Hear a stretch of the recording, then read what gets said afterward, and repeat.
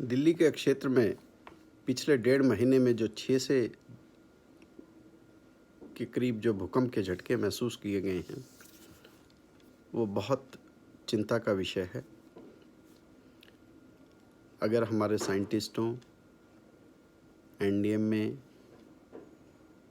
की माने तो ये सब लोग कह रहे हैं कि 8 या 8 से ऊपर का भूकंप कभी भी उत्तरी भारत में आ सकता है।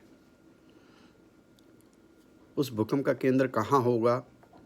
उत्तराखंड में होगा, हिमाचल में होगा या दिल्ली के आसपास होगा? इसके बारे में अभी कोई नहीं कह सकते।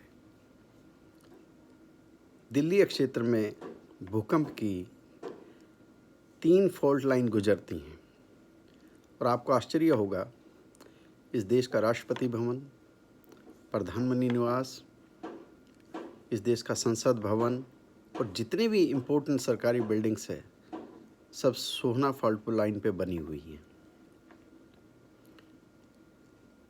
ये जो 6 भूकंप के झटके आए हैं, इनको अगर देखें तो ऐसा लगता है कि दिल्ली की ज़मीन के नीचे एक बहुत बड़ी एनर्जी इकट्ठी हो गई है जो बाहर निकलने का रास्ता तलाश रही है।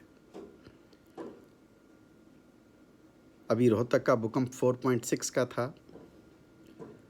कुछ समय पहले 5.3 का भूकंप भी खरखोदा में रिकॉर्ड किया गया था।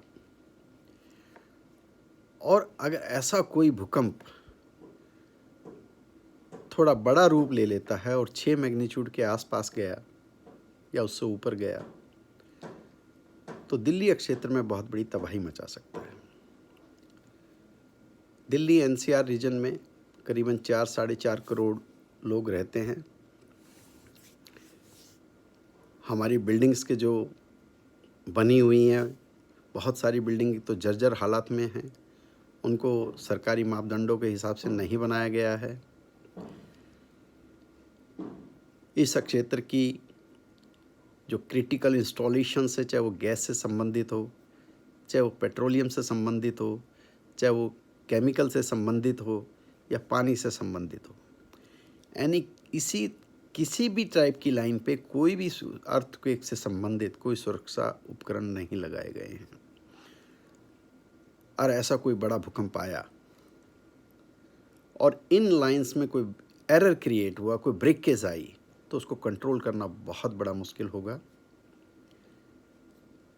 जैसा कि आप जानते हैं कि एक 4 मैग्नीट्यूड का भूकंप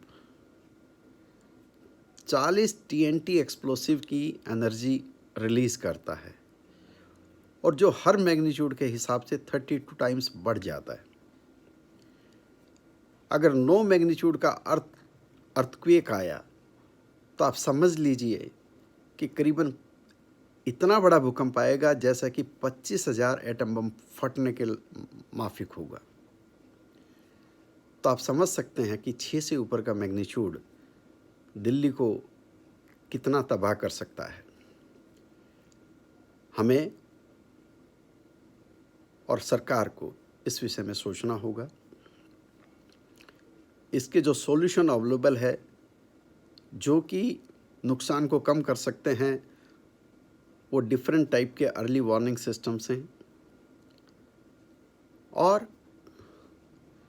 बिल्डिंग को मानकों के हिसाब से बनाया जाए और पुरानी बिल्डिंग्स में रेट्रोफिटिंग्स करके उनको मजबूत बनाया जाए। अगर ये कदम तुरंत प्रभाव से उठाए जाएं, तो हम किसी बड़े भूकंप में अपने होने वाले नुकसान को बहुत हद तक कम कर सकते हैं।